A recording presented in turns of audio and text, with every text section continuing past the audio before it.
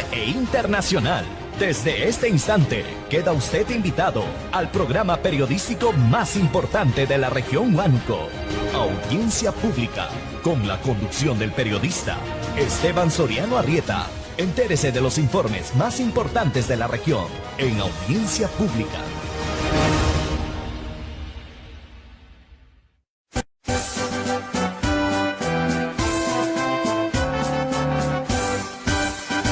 Salió Huánuco, tierra bravía, de hidalguía y sin par tradición, que hoy tus hijos de júbilo henchidos cantan loas con viva emoción, que hoy tus hijos de júbilo henchidos cantan loas con viva emoción.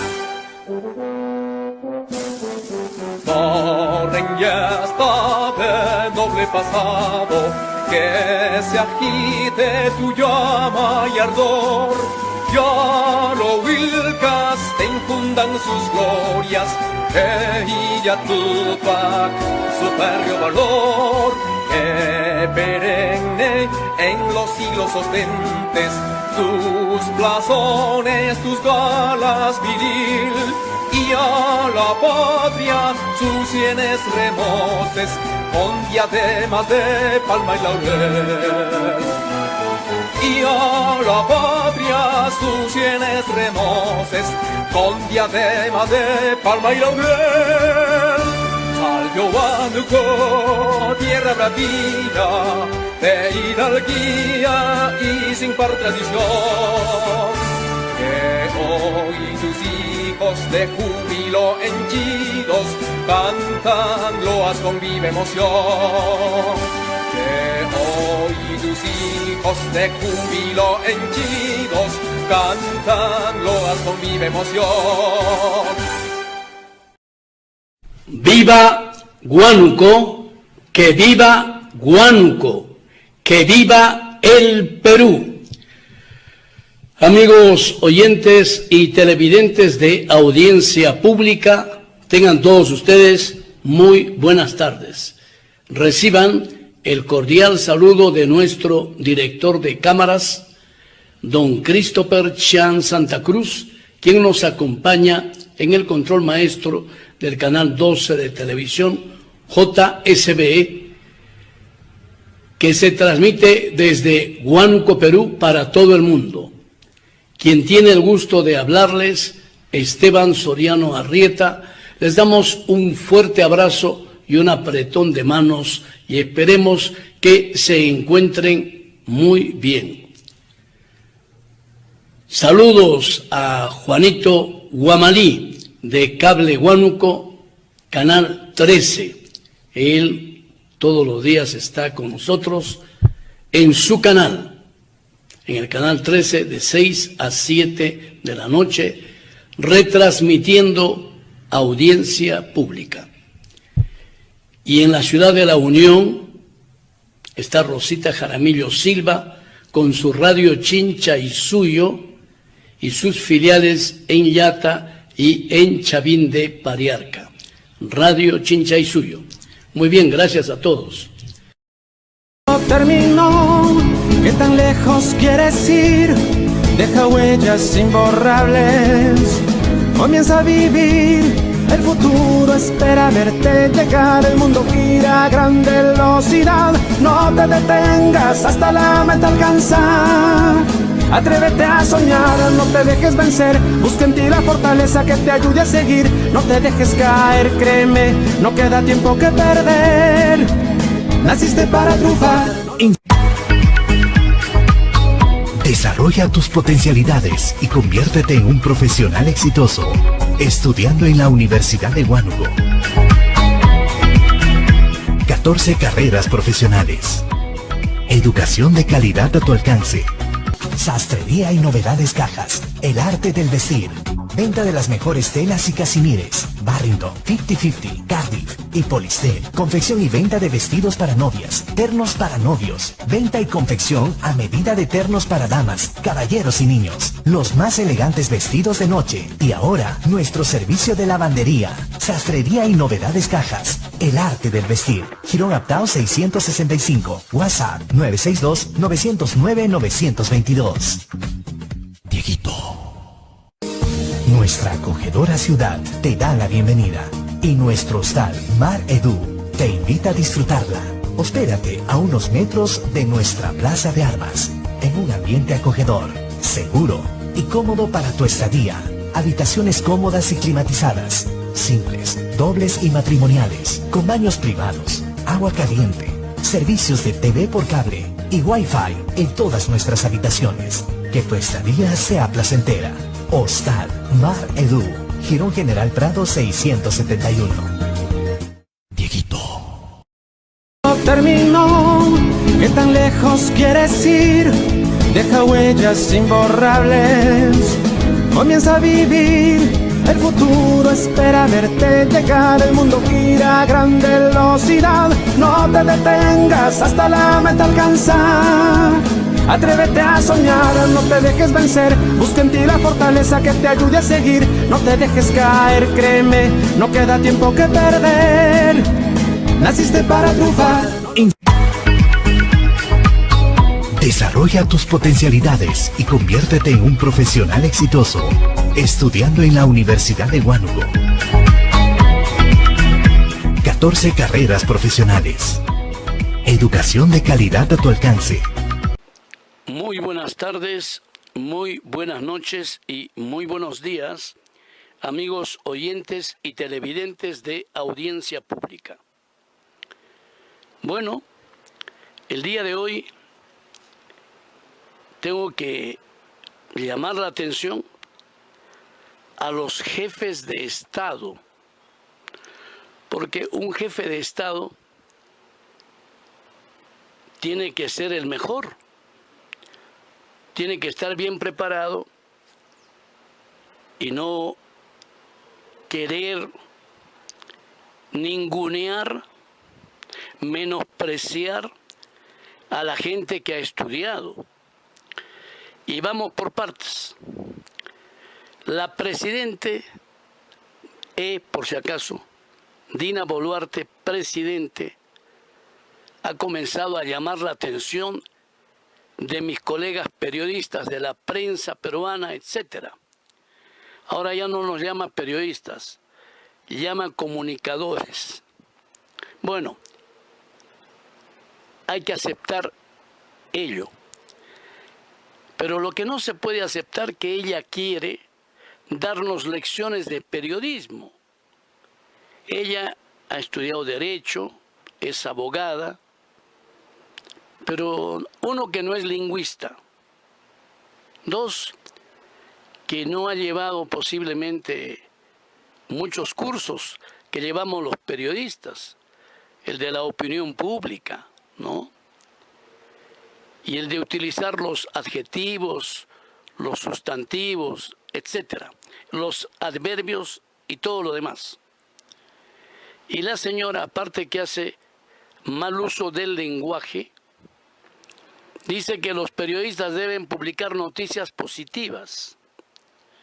Pero ¿qué noticias positivas vamos a publicar si hay gente que está muriendo, asesinada por los extorsionadores, por los sicarios? Y cree la señora Boluarte que con 100 policías que ha preparado la Policía Nacional van a combatir con 100 policías el sicariato y las extorsiones de todo el Perú.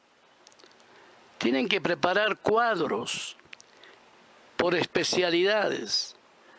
Tienen que asesorarse mejor, pues. El señor ministro del Interior, Santibáñez, cree que es Colón, que descubrió la pólvora. Cree saber más que los militares y que los policías. Él es abogado. Una cosa es ser abogado y también, claro, ha sido hijo de un policía, pero los policías reciben, se preparan en las escuelas. Yo recuerdo haber ido al ejército, a la Escuela Superior de Guerra, donde se preparaban los militares de la época del general Pastor Vives cuando él era mayor. Después es el que dio el golpe a Belaúnde, ¿no? Que era capitán. El que era capitán también, que ahora del general Rafael Hoyo Rubio, el que le da el golpe de Estado y lo saca a Belaúnde el 3 de octubre del 68, era un capitán, y ese capitán era el que llegó a ser general, Rafael Hoyos Rubio. Él era capitán. ¿Y a dónde lo llevan a Belaúnde? Lo llevan al cuartel militar de El Rímac. ¿Quién era el jefe? Era un general, Alfredo Arrizzueño Cornejo, que llegó a ser ministro de Educación. Entonces la historia hay que contarla bien contada y hay que saberla. Por otro lado, la otra jefa de Estado, bueno, termino primero con la señora Boluarte, que no nos va a venir a dar a los periodistas que hemos estudiado, nos va a venir a dar clases de periodismo. Ella de periodismo está en la calle, no sabe nada. Sabe gritar, hablar e insultar y utilizar adjetivos que ella cree que con esos adjetivos se va a ganar a la gente. No, el que más grita es el que gana. Y sería bueno que hable con otro de la izquierda, que sí le va a enseñar a hablar. Sagasti, el expresidente interino, que ha escrito libros y él sabe. Y él desde el primer momento dijo la presidente Dina Boluarte. Y también él ha dicho la presidente Claudia Sheinbaum, la presidente mexicana. Esta señora mexicana es científica, es una doctora, pero no es lingüista, pues. Y lo primero que ha hecho es, bueno, empoderar a la mujer mexicana, que seguramente ella conoce mejor que nosotros la realidad de su patria, porque ha dicho que las mujeres mexicanas son maltratadas.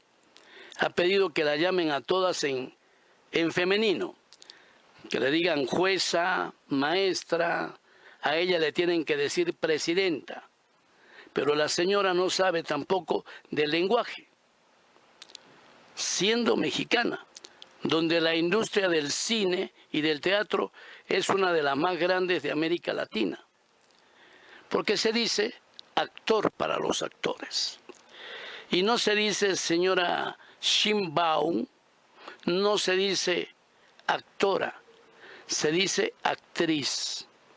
Entonces tiene usted que tener cuidado con el lenguaje que va a utilizar como presidente de los Estados Unidos mexicanos. Yo le seguiré llamando presidente. Usted para mí no es presidenta.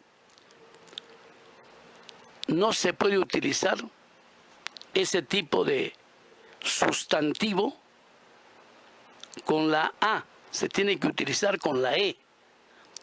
Claro que no está viva la doctora Marta Hildebrandt, pero le daría una clase del por qué se llama presidente de la República o presidente de la Asociación de Fútbol. Cuando la señora Lumila Templo era aquí en Huánuco la presidente, todos la llamábamos presidente del Club Social Deportivo León de Huánuco. Y ella estuvo allí, llevó a León de Huánuco a la profesional, etcétera, la presidente. Y todos le decían presidente. Sino que ahora hay algunos elementos un tanto guachafos de la política que por ser aduladores le dicen presidenta.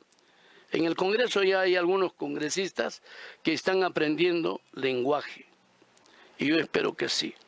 Porque luego de haber visto a Bukele con los congresistas argentinos, tanto Bukele como los congresistas argentinos han dado una cátedra de lenguaje, cómo hay que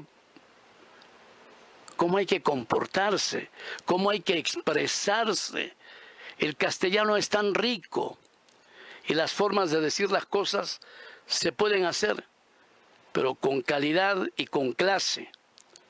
He visto a los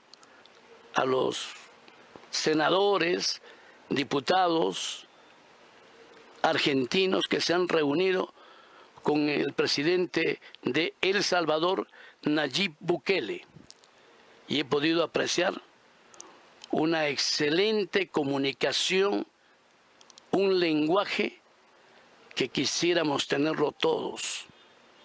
Yo he leído en mi vida 400 a 500 libros. Tal vez habré llegado a 600 libros. Pero me gustaría haber tenido el léxico del padre Salomón Bolo Hidalgo, de Luis Alberto Sánchez, del doctor Javier Valle Riestra y González Olaechea, que tenían un verbo florido, encantador y muy amable para hacer sus piezas oratorias dentro del Congreso de la República, fuera del Congreso y a nivel internacional. Nunca me olvido de una frase de Carlos Enrique Melgar López, que fue uno de mis maestros, un gran orador.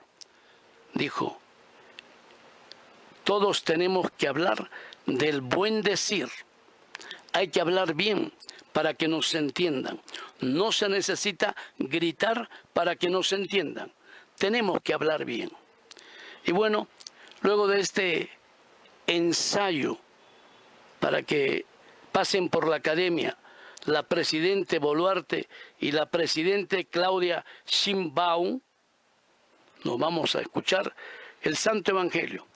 El Santo Evangelio que nos lo trae nuestro hermano Jesús Pardo Hidalgo, el diácono de la Catedral de Huánuco. Adelante.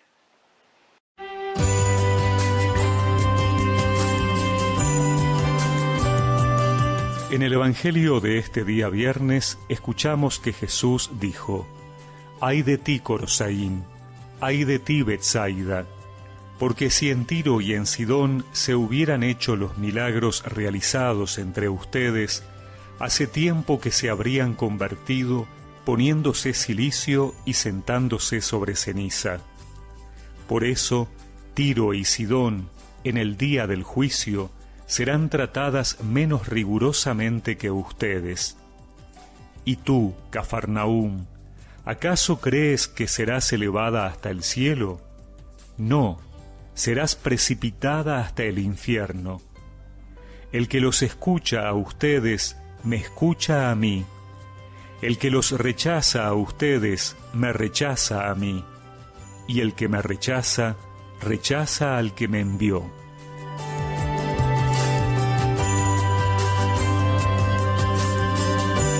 Jesús hace un reproche a los habitantes de 3 ciudades que han tenido la gracia de su presencia, su predicación y los milagros que realizó, y que sin embargo no se han convertido, no han creído en él.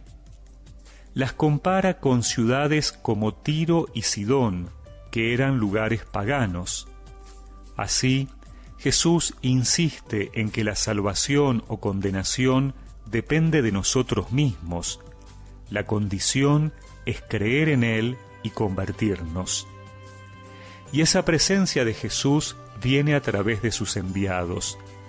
Todo aquel que los escucha a ustedes, me escucha a mí, dice Jesús. Esto nos tiene que llevar a pensar si estamos escuchando al Señor en aquellas personas que Él va poniendo en nuestra vida para conducirnos.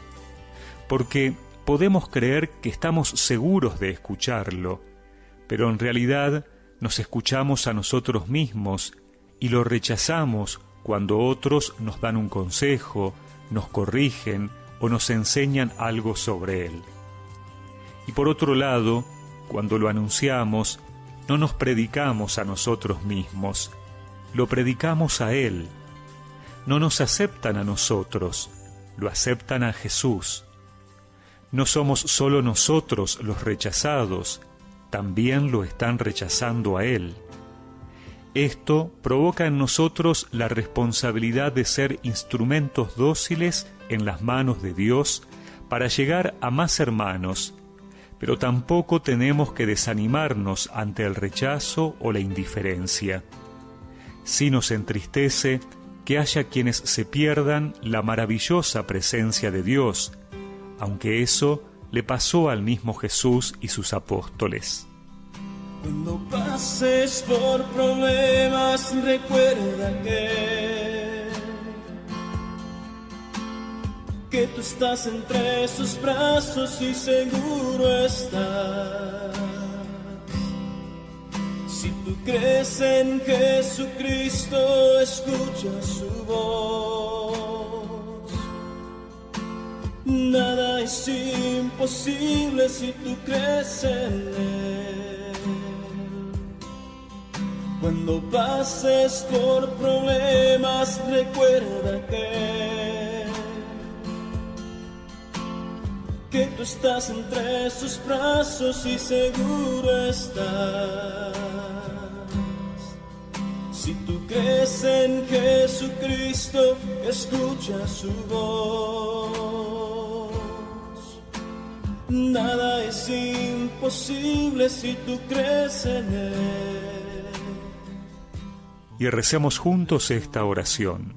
Señor, te pido que toques el corazón de aquellos que te rechazan para que encuentren en ti tu presencia salvadora. Amén. Y que la bendición de Dios Todopoderoso, del Padre, del Hijo y del Espíritu Santo los acompañe siempre.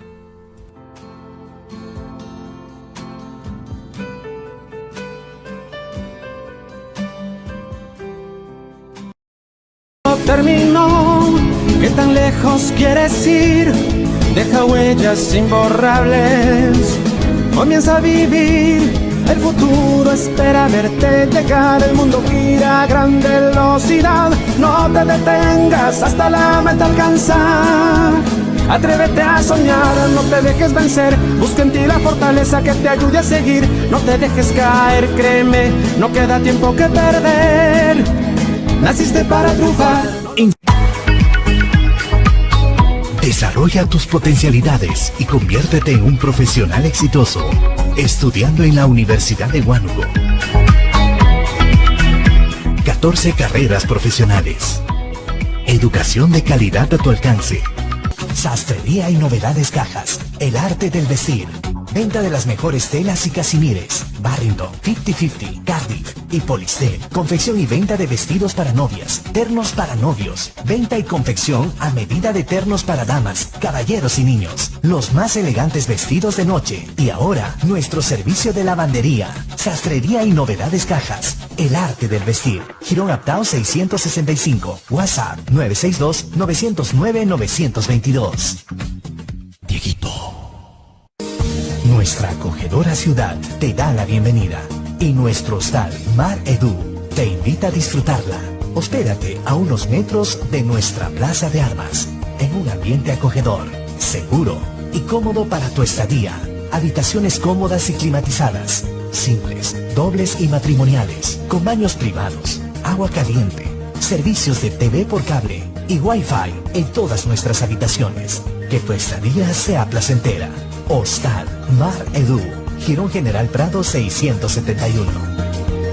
Dieguito. Terminó, ¿qué tan lejos quieres ir? Deja huellas imborrables, comienza a vivir, el futuro espera verte llegar, el mundo gira a gran velocidad, no te detengas hasta la meta alcanzar. Atrévete a soñar, no te dejes vencer, busca en ti la fortaleza que te ayude a seguir, no te dejes caer, créeme, no queda tiempo que perder. Naciste para triunfar. Desarrolla tus potencialidades y conviértete en un profesional exitoso, estudiando en la Universidad de Huánuco. 14 carreras profesionales. Educación de calidad a tu alcance. Amigos de Audiencia Pública, muy buenas tardes tengan todos ustedes. Y a continuación les presento el comentario de nuestro distinguido amigo y colega periodista César Reátegui Alvarado, periodista de inteligencia y contrainteligencia.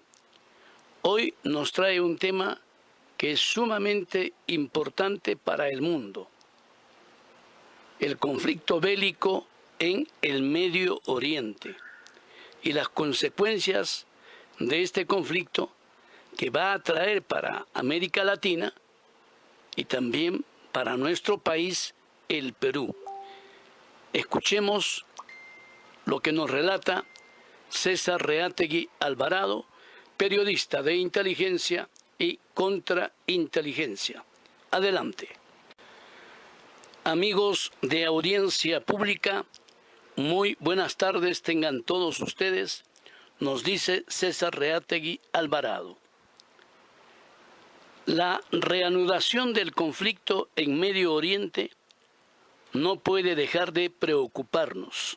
Sí, amigos, los países árabes producen el 55% del petróleo que se consume en el mundo.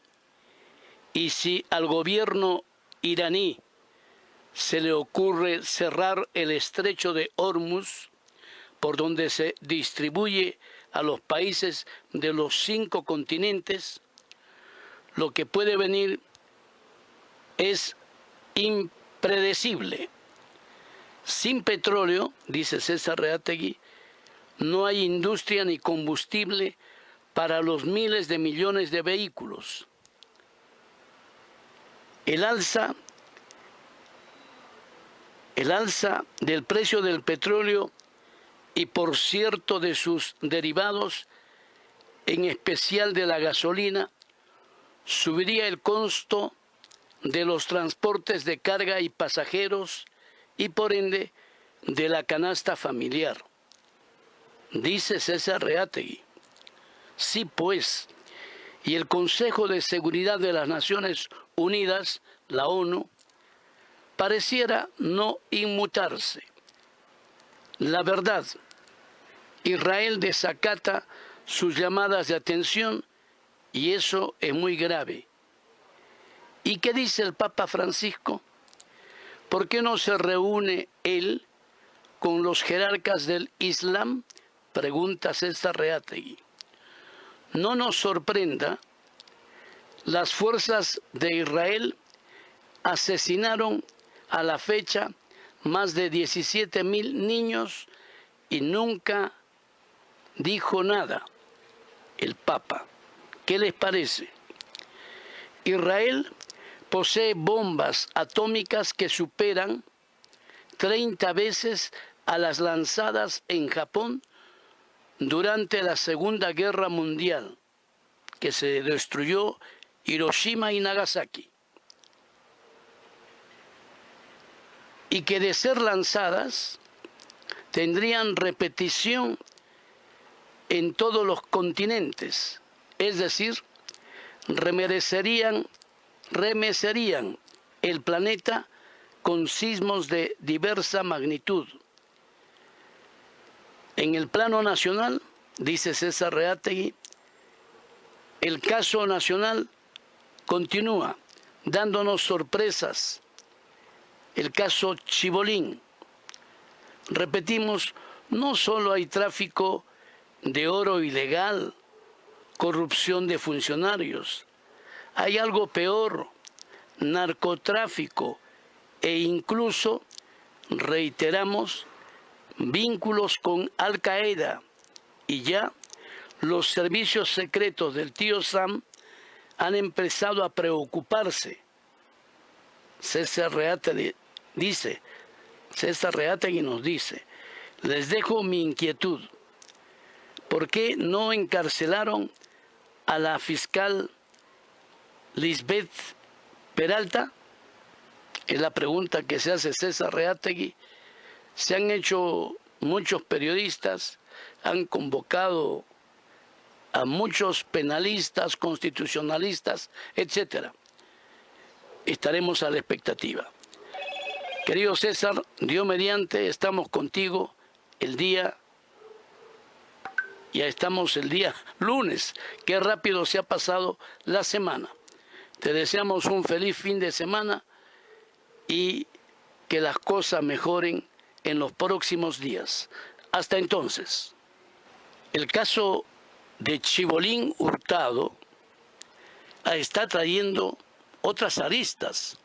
Si bien es cierto que el juez Sheckley le ha dictado 18 meses de prisión preventiva y les ha dado comparecencia restringida a la fiscal Peralta y al empresario Muley, no quiere decir que las cosas están terminadas. Porque no se olviden que Chibolín Hurtado está por tráfico de influencias y por cohecho. Cohecho es la coima. Tráfico de influencias, lo que hacía él. Era amigo de todos. Haberle cambiado la nacionalidad al jugador. Bueno, y otras cosas más. Haberse reunido con las juezas, con la fiscal, que iba a su casa, etc. Entonces ahora el doctor Wilmer Medina, un buen abogado penalista, experto en derecho procesal penal, ha sido entrevistado por mi distinguida amiga y colega Diana Seminario, del diario El Comercio y del canal N.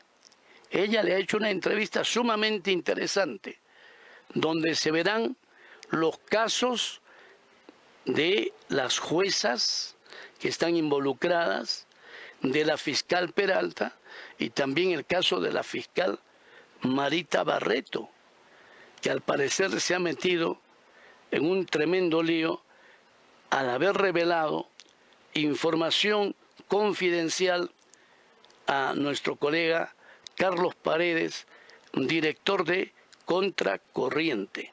Así es que aquí está esta entrevista muy interesante, muy sesuda y muy informativa. Todo lo que debemos saber. Adelante. Tema de lo que no se está hablando, porque estamos todos enfocados en el proceso, es la Junta Nacional de Justicia. Hay 3 personas aquí salpicadas en el caso Chibolín. La señora Peralta, la fiscal Peralta, la presidenta de la Corte Superior de Justicia y la jueza anticorrupción Paola Valdivia. ¿Usted ha visto algún pronunciamiento o comunicado de la Junta Nacional de Justicia? Ninguno. Y son cómplices. Deben de tomar medidas, por lo menos, dada la gravedad de los hechos. Por lo menos las primeras evidencias denotan gravedad, ellos deben de tomar una medida. Ya lo ha hecho la Autoridad Nacional de Control, ellos también deberían tomar otra medida, por lo menos iniciar un procedimiento administrativo sancionador de destitución, que es diferente. ¿De acuerdo? Lo que ha hecho la Autoridad Nacional de Control. Lo mismo debería ser iniciar una investigación. Pero por hecho menos grave a Patricia Benavides le iniciaron un proceso sumarísimo, ¿recuerdas? Y no solamente contra ella, sino también con la fiscal Marita Barreto. ¿Recuerdas que está ahí? También creo que hoy día es en la Autoridad de Control, también le ha abierto un proceso. No, la fiscal, el Ministerio Público le ha abierto una investigación preliminar. La doctora Delia Espinosa, jueza fiscal suprema, le acaba de iniciar una investigación preliminar por haber develado la identidad de un Pero eso colaborador. hay que ponerle en el contexto que es el señor, el congresista Guillermo Bermejo, el que ha presentado la denuncia que ha sido acogida, ¿no? Entonces, pero es un dato objetivo.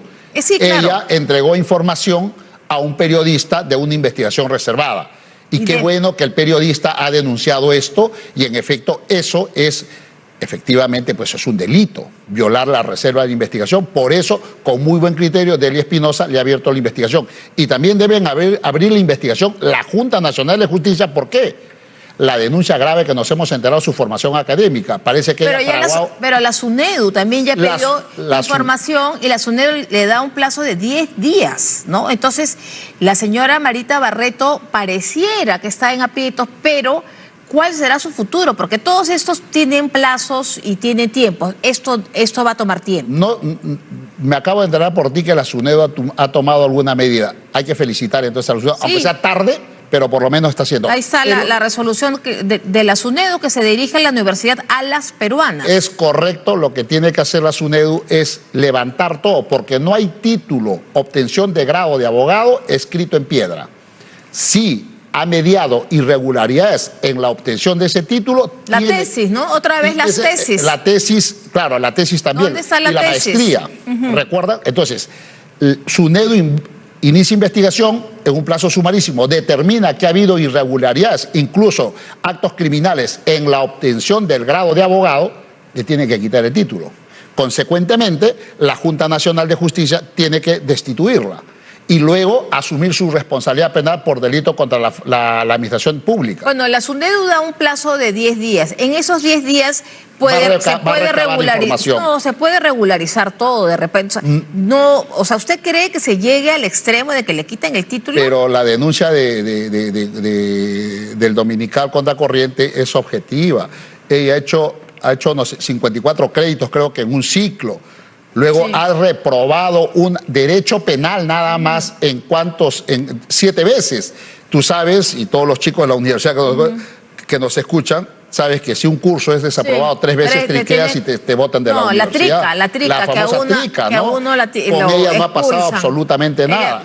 Entonces, hay muchos hechos que hay que investigar respecto a su formación. Y además creo que, concluyo, se condice todos estos hechos, estas calificaciones, cuando ella nos dijo en este mismo canal, en este mismo set, nos dijo a todos que las personas tenían que estar presos para que desde prisión demostraran su inocencia. Bueno, ¿no? Entonces eso no hace más que corroborar que la señora es por lo menos desconoce o ignorante de las instituciones básicas del derecho, ¿no? ¿Cómo se explica que el juez Checli haya dejado solo en comparecencia a la fiscal Elizabeth Medina y mandado a prisión a Andrés Hurtado?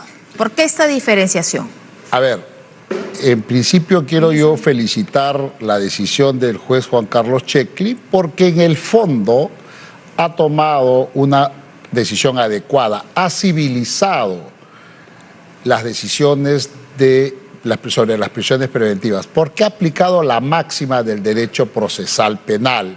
¿Cuál es esa máxima? Investigar para detener y no detener para investigar.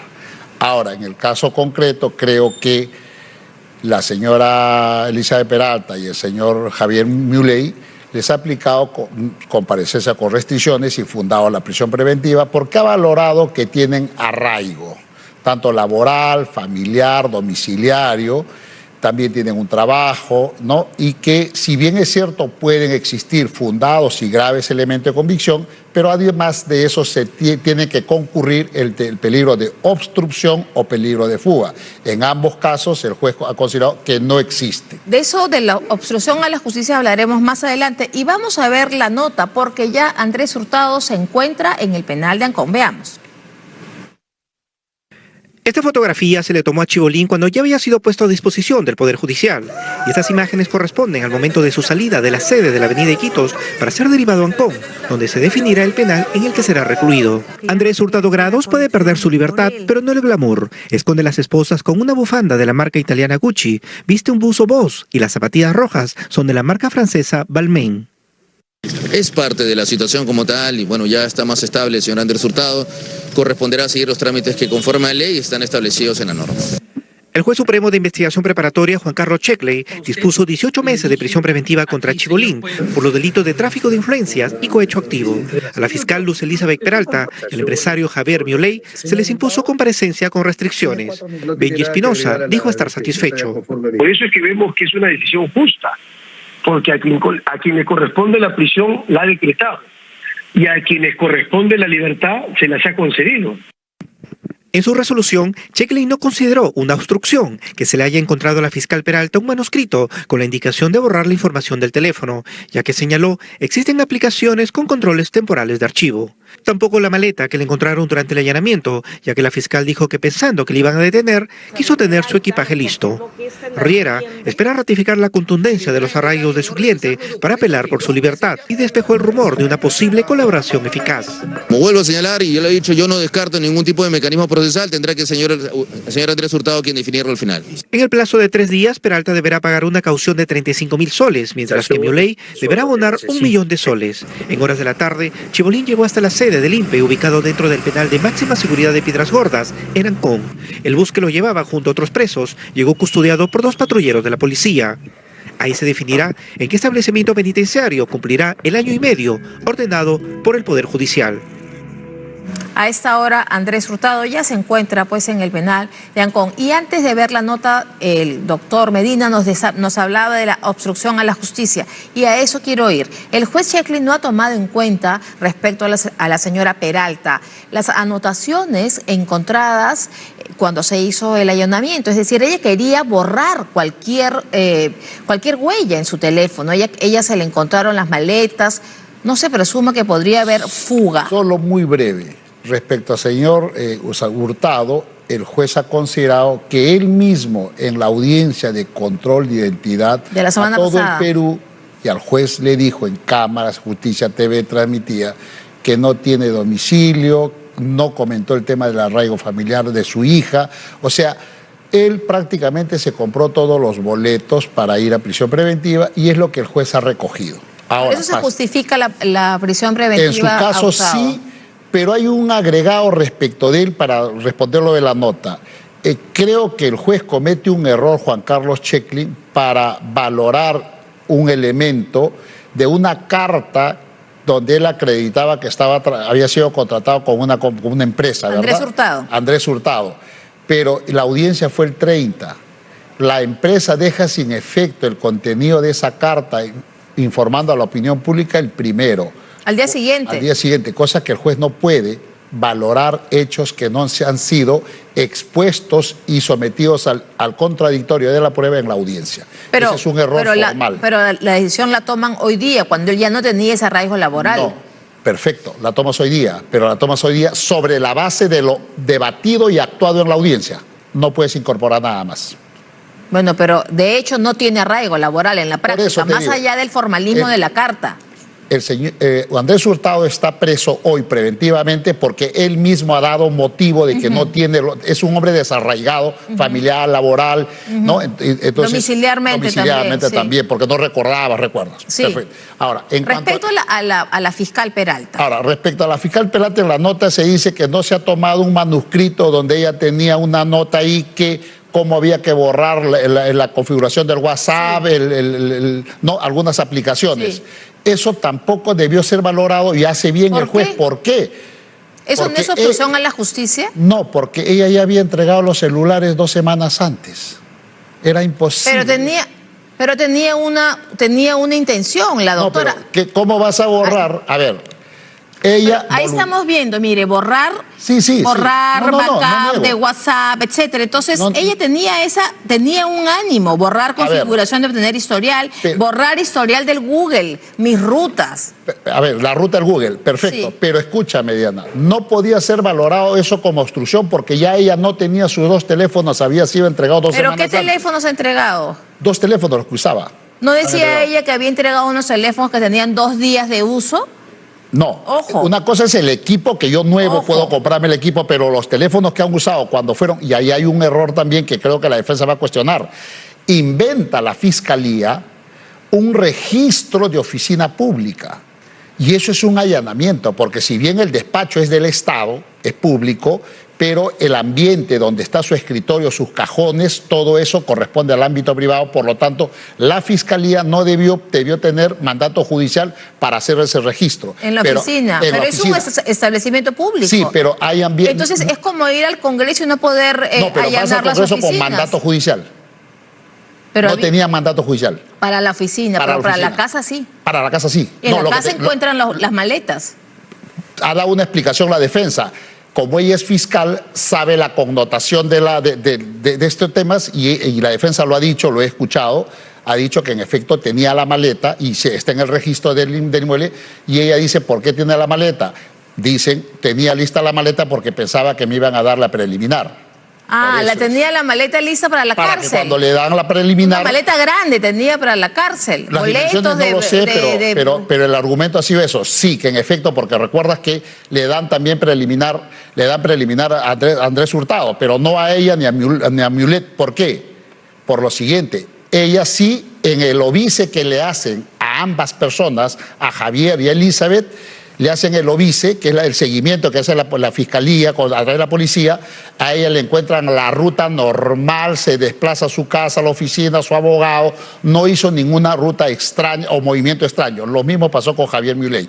Entonces, eso ha ayudado. Andrés Hurtado sí hizo una ruta distinta porque se va a la clínica. Exactamente, se va a una clínica, en el domicilio le hacen el obice, al domicilio no lo encuentran, van al otro domicilio, no lo encuentran, ya valorado el juez algo más. Un domicilio en Surco donde se supone que está su hija, él nunca iba.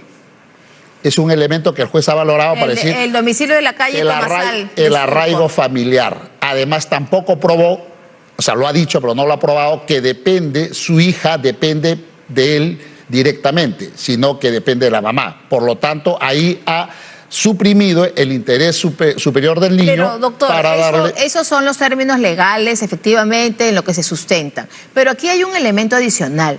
Aquí, ante la opinión pública, lo que parecería es un favoritismo del juez Checli hacia la señora a quien Andrés Hurtado considera como la madre, ¿no? La señora Peralta. Entonces, sí se puede considerar un favoritismo que meten preso a Chibolín, pero dejan a buen recaudo a la señora Peralta. Eso también es válido, esa percepción. Lo que pasa es que los jueces no tienen que administrar justicia sobre la base de lo que opina la opinión pública. Claro, eso está... Los jueces tienen que aplicar y tomar una decisión sobre la base de lo que existe en el expediente, pero al margen de lo que pueda decir la opinión pública, porque por encuestas no vamos a meter personas. No, eso está claro, que la opinión pública no va a definir una prisión preventiva, pero sí podría ser que haya un tema de subjetividad.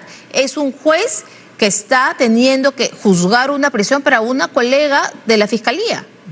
Yo lo deseable para mí, siempre sí. lo he dicho, los tres debieron tener comparecencia con restricciones. Incluido Hurtado. Los tres, incluido Hurtado. Pese a que Hurtado no tiene ningún arraigo, pese a que se metió a una clínica, usted acaba de decir que se compró todos los tickets. Se ha comprado todos los tickets, pero luego la defensa ha indicado que el domicilio, incluso creo que presentaron al momento de la audiencia, y el juez dice, claro, el contrato de alquiler es reciente, hace un mes.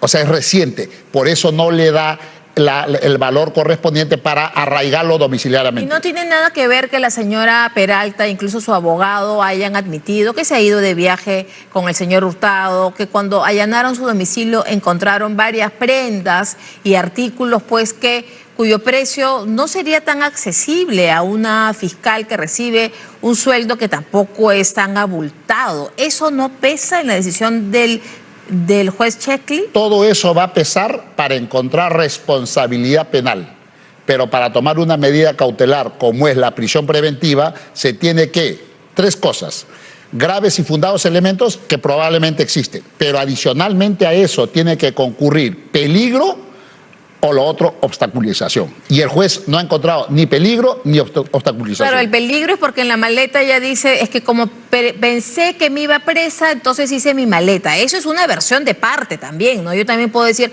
que tengo esa maleta porque me iba a la clínica. O sea, puedo decir cualquier cosa. Sí, pero por ejemplo, si tú comparas, por ejemplo, ella siempre está visible.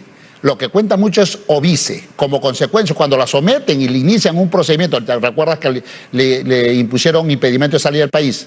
Y ya la policía ha estado siguiéndolo por disposición fiscal. Ella tenía una conducta natural, normal, distinta a la del señor Andrés Hurtado. Por eso es que el juez ha encontrado esa diferencia y además por la propia declaración que él se desarraigó domiciliariamente, familiarmente, incluso laboralmente. Ahora, más allá de que si lo que usted dice que las encuestas no definen una prisión preventiva, la cercanía entre ambos personajes era bastante evidente. Lo he dicho acá contigo. Es reprochable que la fiscal Elizabeth Peralta no haya sabido seleccionar sus amistades, tanto más que ella es fiscal, es una alta autoridad, y de lavado de activos. Y la propia fiscal dice, yo sabía que él tenía un tema de que era proxeneta, pero no le importó, como tampoco le importó a la señora que acaba de estar acá hace un rato, la señora presidenta de la Corte Superior, la señora María Vidal. El señor Andrés Hurtado tenía nexos con el narcotráfico, era el representante legal de un condenado por narcotráfico como el señor Demetrio Chávez Peñerrera. ¿A ambas autoridades eso no les ha importado? Yo creo que bien suspendida está por 6 meses Elizabeth Peralta por haber tenido ese tipo de relaciones, lo dije acá también, extraprocesales con personas que estaban siendo investigados por delito de lavado de activos, y ella pertenece a esa Eso es con Peralta tipo. Y con María Vidal. María Vidal también debería en todo caso tener algún tipo de sanción administrativa por tener ese tipo de conductas con personas que era público notorio. No tenía condena, cuidado, pero ya se escuchaba voces de que este señor había tenido mala experiencia. Pero desde los 90, de los todos 90, hemos visto, sí. Los que tenemos ya cierta edad, hemos visto la noticia de Vaticano en los 90. Totalmente de acuerdo. Pero lo de la... Totalmente, todos sabíamos que Andrés Hurtado tenía una conducta por lo menos impropia, ¿de acuerdo? No tenía condena, ¿de acuerdo? Pero por eso, y al primer llamado, Elizabeth Peralta concurría a su casa, ¿no? Lo cual también denota que no ha tenido el filtro adecuado para escoger sus amistades. Yo creo que esto es un mensaje para todos los magistrados. Pero a ver, no seamos tampoco ingenuos. Amistades, doctor Medina, esto era más que una amistad. Ahí habían intercambio de favores. No podemos decir que la doctora pues ha debido tener más cuidado en escoger amistades. Por ejemplo, la doctora Paola Valdivia, que también está suspendida por 6 meses, le remodeló el departamento. ¿A cambio de qué? Eso es cohecho. ¿Ya? A la doctora Elizabeth Peralta la llevó de viaje y le debe haber regalado muchos artículos. Y a la doctora María Vidal le hacía shows en la oficina por el día del juez y la señora Vidal le compraba pasajes a Andrés Hurtado. Entonces eso es mucho más que no saber seleccionar amistades. Todos esos hechos son evidencias justificadas para iniciar una investigación prolija y de encontrarse responsabilidades, que ha habido correspondencia entre el servicio que te presto y alguna dádiva que he conseguido. Perfecto, que se le aplique la condena que corresponde. Porque pero si luego no nos de quedaríamos en que no hay delito en ser amigos. Yo en ningún momento estoy diciendo que le estoy obviando responsabilidad. Okay. Los hechos son graves, justifican una investigación penal, sí. Que se le someta en libertad con todas las comparecencias que haya. Y cuando termine el juicio, si encuentra responsabilidad, sobre todo en el tema, yo creo que está redondo el tema del departamento, amoblarse del departamento por parte de la señora Valdivia, ¿no? También ya está suspendida. Entonces, yo creo que hay que tomar estas cosas, hay que felicitar que la justicia finalmente se está civilizando en el Perú. Y tiene que darse por bien servido el señor Muley, porque si él, Andrés Hurtado, hubieran sido sometidos a la competencia de los jueces, los Chávez Tamariz, los Carguanchos, ¿no? Olvídese, todos estarían presos. Muchas gracias, doctor Wilber Medina, por acompañarnos en Al Final del Día. No terminó, ¿qué tan lejos quieres ir? Deja huellas imborrables, comienza a vivir. El futuro espera verte llegar, el mundo gira a gran velocidad. No te detengas hasta la meta alcanzar. Atrévete a soñar, no te dejes vencer. Busca en ti la fortaleza que te ayude a seguir. No te dejes caer, créeme, no queda tiempo que perder. Naciste para triunfar. Desarrolla tus potencialidades y conviértete en un profesional exitoso, estudiando en la Universidad de Huánuco. 14 carreras profesionales. Educación de calidad a tu alcance. Sastrería y novedades cajas. El arte del vestir. Venta de las mejores telas y casimires. Barrington, 50-50, Cardiff y Polistel. Confección y venta de vestidos para novias, ternos para novios. Venta y confección a medida de ternos para damas, caballeros y niños. Los más elegantes vestidos de noche. Y ahora, nuestro servicio de lavandería. Sastrería y novedades cajas. El arte del vestir. Girón Aptao 665. WhatsApp 962-909-922. Dieguito. Nuestra acogedora ciudad te da la bienvenida. Y nuestro hostal Mar Edu te invita a disfrutarla. Hospédate a unos metros de nuestra plaza de armas, en un ambiente acogedor, seguro y cómodo para tu estadía. Habitaciones cómodas y climatizadas, simples, dobles y matrimoniales, con baños privados, agua caliente, servicios de TV por cable y Wi-Fi en todas nuestras habitaciones. Que tu estadía sea placentera. Hostal Mar Edu, Girón General Prado 671. Dieguito. Terminó, ¿qué tan lejos quieres ir? Deja huellas imborrables.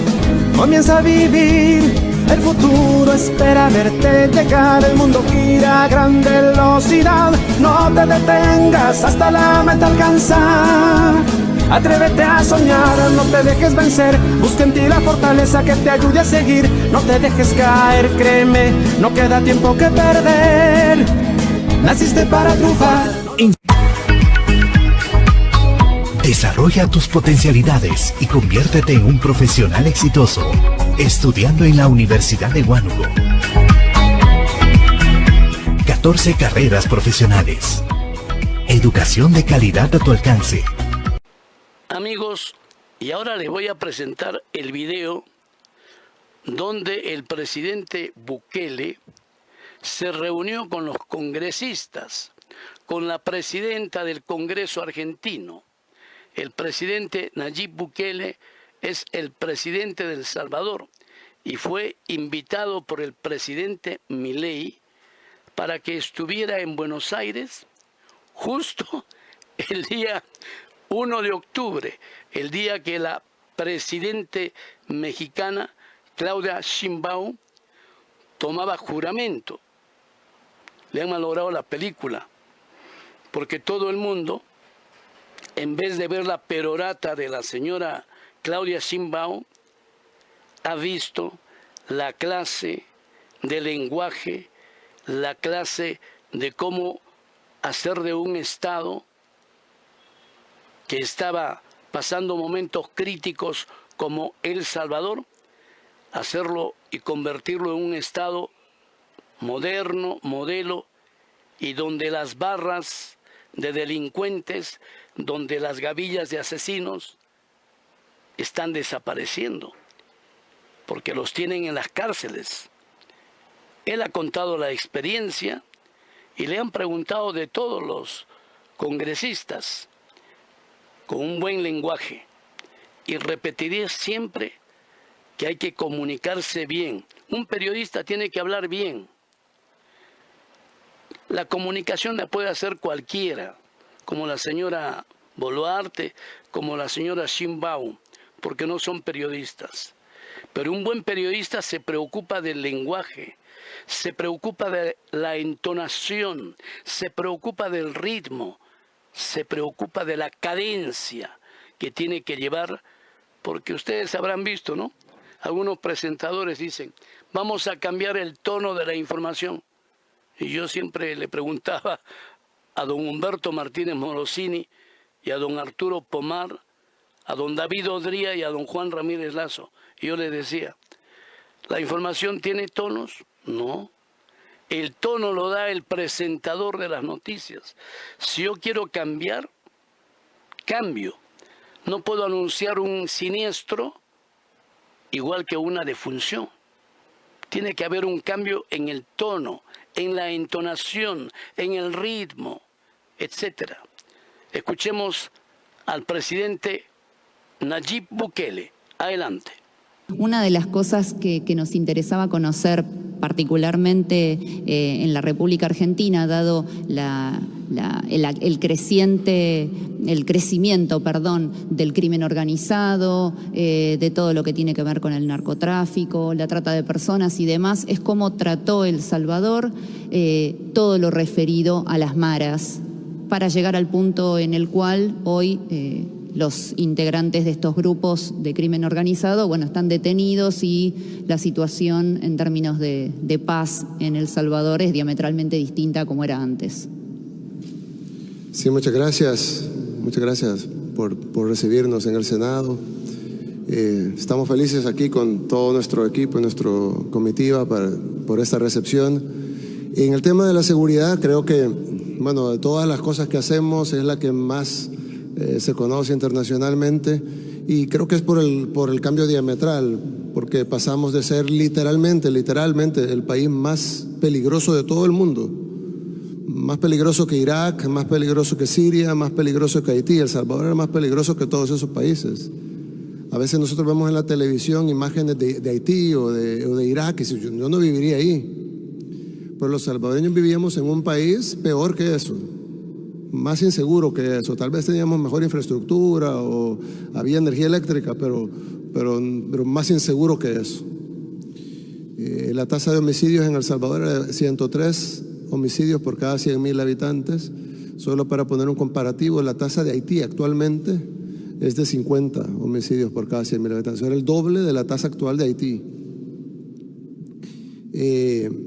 Y bueno, vivimos tiempos muy duros, tanto así que El Salvador tiene 6 millones de habitantes en El Salvador, pero hay 3 millones de salvadoreños fuera de El Salvador. Es decir, 1/3 de nuestra población vive afuera, el equivalente a que 20 millones de argentinos vivieran afuera.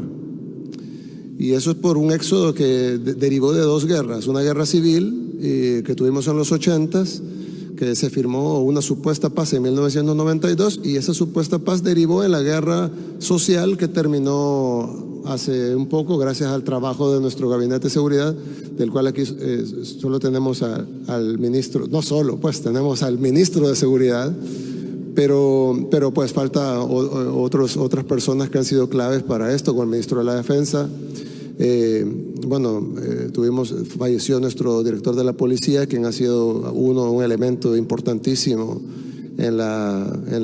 con la consecución de este gran logro, y otros elementos también, el fiscal, la asamblea ha sido clave. La asamblea legislativa es el equivalente al Congreso, digamos, ahí es unicameral. Y la verdad es que nosotros hicimos un plan. Desde que llegamos hicimos un plan de 7 fases para erradicar la inseguridad. El primer plan era tomar control de las cárceles, desplegar al ejército junto a la policía. El segundo plan fue llevar oportunidades a los jóvenes, invertir en las comunidades. La tercera fase del plan fue equipar con tecnología a las fuerzas de seguridad, darles todo lo necesario para poder luchar contra el crimen. La cuarta fase del plan fue duplicar el ejército para tener suficientes tropas para ir tras los criminales. La quinta parte del plan fue entrar en los territorios. Y bueno, estábamos en esa etapa cuando las pandillas lanzaron una contraofensiva y empezaron a matar casi a cualquiera que tenían a la par. En 3 días nos pusieron 82 homicidios en 3 días. Para una población de El Salvador, solo multiplícalo por 10, serían 820 homicidios en 3 días aquí en Argentina, el equivalente. Y entonces tuvimos que lanzar una total ofensiva contra las pandillas. No estábamos preparados al 100%, porque no habíamos llegado a las 7 fases, pero ya estábamos preparados un 80%. El problema era que el Estado tiene más responsabilidad que los delincuentes. Entonces nosotros habíamos identificado, no nuestro gobierno, gobiernos anteriores habían identificado que habían 70.000 pandilleros, más o menos. Y nosotros teníamos entonces 70.000 objetivos.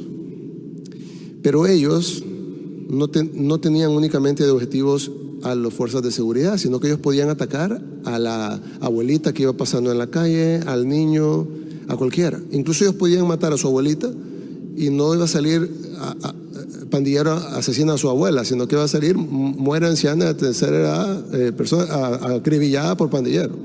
Nosotros tenemos la obligación de proteger a su abuela también. Entonces nosotros teníamos 70.000 objetivos y ellos tenían 6 millones. Nosotros calculábamos que ellos podían emprender un contraataque, y si cada uno de los 70.000 miembros asesinaba a una persona, eso sería 70.000 homicidios. Algo hubiera sido. Si de cada 10 solo uno cumple la orden, eso hubiera sido 7,000 homicidios. Hubiera sido intolerable. Entonces tuvimos que actuar rápido, decidido, y darle todo el apoyo jurídico, las herramientas legales a la policía y al ejército para poder hacer su trabajo. Las herramientas generalmente están en las constituciones. No conozco la constitución argentina. En el caso de El Salvador teníamos el estado de excepción. Generalmente siempre hay provisiones para calamidades. Y pues se logró hacer. Tuvimos el apoyo de las Cortes, tuvimos el apoyo de la Fiscalía, que es un ente independiente del Ejecutivo, tuvimos el apoyo del Congreso, total, tuvimos el apoyo de la gente, tuvimos el apoyo de la policía también, porque se la estaban jugando. No solo ellos en su propia persona, sino que sus familias en las casas, que vivían en lugares controlados por pandilleros. Las pandillas controlaban ¿qué porcentaje del territorio, ministro? El 85% del territorio está controlado por las pandillas. Se pudiera imaginar, entonces el 85% de los policías vivían, de la familia de los policías, vivían en territorios controlados por pandilleros. Tuvimos que tomar todo eso en cuenta. Los detalles serían muy largos, con gusto se los doy, pero se nos iría la tarde. Pero tuvimos que ir contra ellos. Lo que sí es importante, y lo que nosotros, cuando hay países que dicen, bueno, ¿qué podemos hacer nosotros para combatir nuestro fenómeno de delincuencia? Yo sé que el caso de Argentina no es ni por cerca lo que vive El Salvador. De hecho, Argentina es un país bastante seguro comparado con Latinoamérica. En el estándar latinoamericano, Argentina es de los países más seguros. Lo que sucede es que, pues, todo es relativo, ¿verdad? Entonces, pues el crimen tiene ya un par de años de estar subiendo en provincias como el Rosario, por ejemplo. Entonces nosotros entendemos que ustedes tienen un problema que resolver, así no sea ni por cerca el problema que teníamos nosotros. Pero nosotros siempre le decimos a cada país, porque hemos platicado con varios que tienen problemas mucho más graves que el de ustedes, menores que el nuestro, y les decimos siempre, cada país es distinto, tiene distinta legislación, distinta estructura, distinto problema. Nosotros teníamos la bendición, le hablábamos con la presidenta, teníamos la bendición de que muchos de los pandilleros se pusieron aquí Mara Salvatrucha, ¿verdad? Entonces era bien fácil identificarlos, ¿no? Algunos, no a todos, pero un buen porcentaje se ponían la pandilla en la cara, y los que no la tenían en la cara la tenían en el pecho. Entonces solo era, levántese la camisa, ¿verdad? Mara Salvatrucha. Entonces tuvimos la ventaja, pero cada país es distinto, cada fenómeno es distinto. Algunos tienen más que ver con el narcotráfico, otros tienen más que ver con fenómenos sociales, otros son una combinación, como el caso de Colombia, etcétera. Pero sí hay algo que nosotros nos dimos cuenta cuando lo hicimos, y luego ahora a posteriori, que es más fácil analizar hacia atrás, que no lo hubiéramos logrado si no hubiéramos tenido todos los actores del país, a excepción de las pandillas, pues por supuesto, pero todos los actores del país detrás del plan, hasta los medios de comunicación, que son sumamente hostiles con nosotros. La mayoría, no todos, pero la mayoría, por lo menos las televisoras, se pusieron de nuestro lado, cuando habían sido sumamente hostiles. Pero es que creo que había sido tanto sufrimiento que cuando fuimos contra ese tema en específico, la gente dijo, no, es hora de que... Incluso recuerdo que organismos internacionales que empezaron al principio empezaron condenándonos, no oficialmente, pero sí como emitiendo condenas por la acción del Estado, que muy brutal o algo, cuando realmente no hubo una sola baja civil.